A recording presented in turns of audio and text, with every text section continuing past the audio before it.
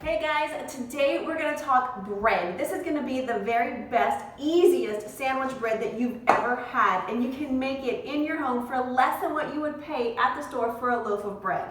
Better quality ingredients, better quality product. And your house is going to smell like homemade bread, so it's great. We're going to start with half cup of warm water, and the temperature has to be between 105 and 115 degrees. And to that, I'm going to sprinkle a tablespoon of yeast on top of the water, and I want to add 2 tablespoons of honey as well. So the honey is going to be the sugar that actually feeds the yeast. All right. So I'm just going to go ahead and give the bowl a little swirl and let this sit for about 10 to 15 minutes until it starts to foam up and get frothy. It's been 15 minutes and you can see that the yeast and the honey and the water have foamed up really, really well, and this is the perfect sponge starter that we need for our bread. So to this, I'm gonna add 3.5 cups of flour. And I use bread flour. You can certainly use all-purpose, but I buy my bread flour in bulk. A 50-pound sack from Costco for like 12 bucks. So that's kind of where I'm going. I'm gonna put 2 generous pinches of salt, maybe 2.5 teaspoons worth of salt in here. And I'm just gonna go ahead and start mixing it up with my fingers to get the sponge and the sponge starter and the flour together to make a shaggy dough. So as this is coming together, I want to have on standby a cup of warm water, again between 105 and 115 degrees. And I'm just going to go ahead and pour the water into the straggly dough and just keep mixing it. I'm going to keep going until all of the water is incorporated and it starts to come together into a sticky ball.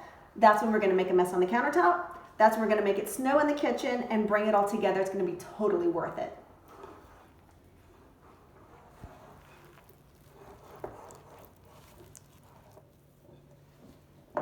So after about a minute of kneading all of that dough together to make this sticky ball, I want to go ahead and get a nice big handful of flour and just dust my countertop, my work surface right here. So I'm going to turn this out onto my counter and start kneading it for about 4 or 5 minutes until it starts to come together in a smooth elastic ball. So sprinkle more dough and just start kneading it.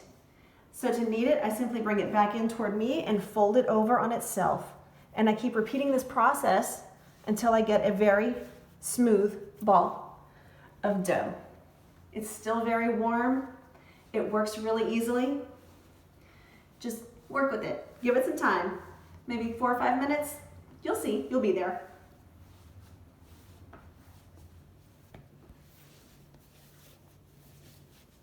Okay, so it's been about 5 minutes of kneading the dough, and I have this beautiful, smooth, elastic dough ball right here, and this is just perfect. This is exactly the consistency that I'm looking for. It's super smooth and it rolls really, really easily onto the countertop.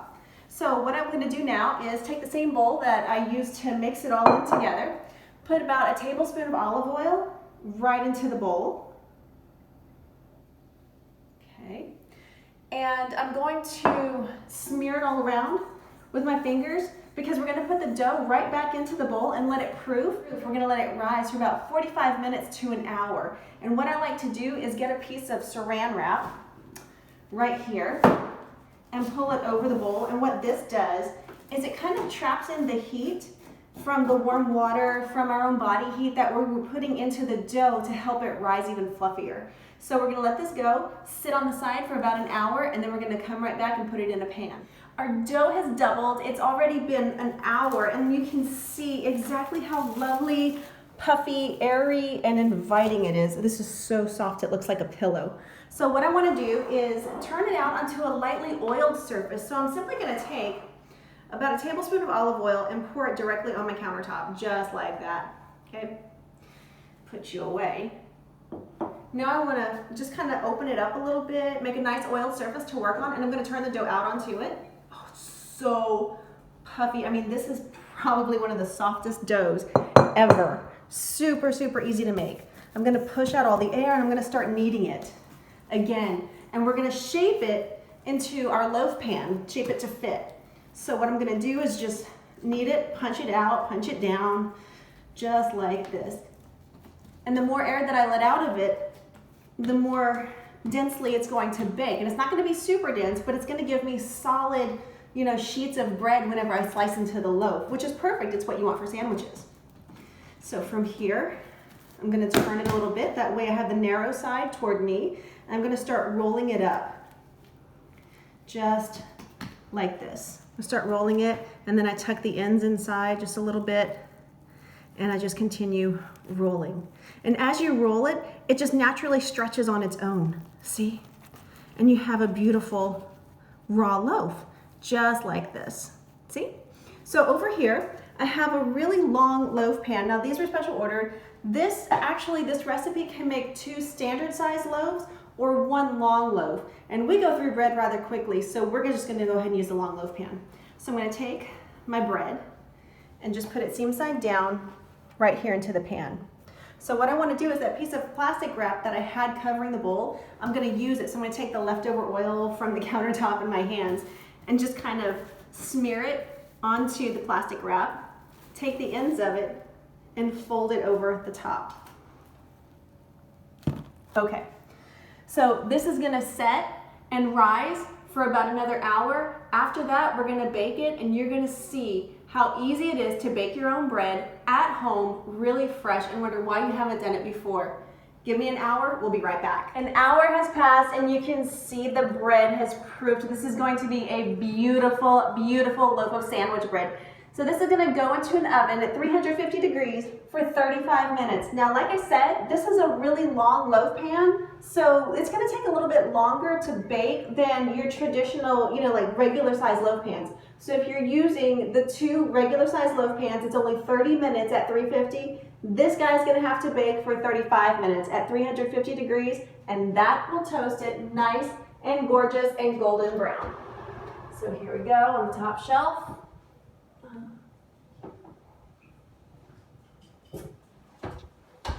Timer for 35 minutes.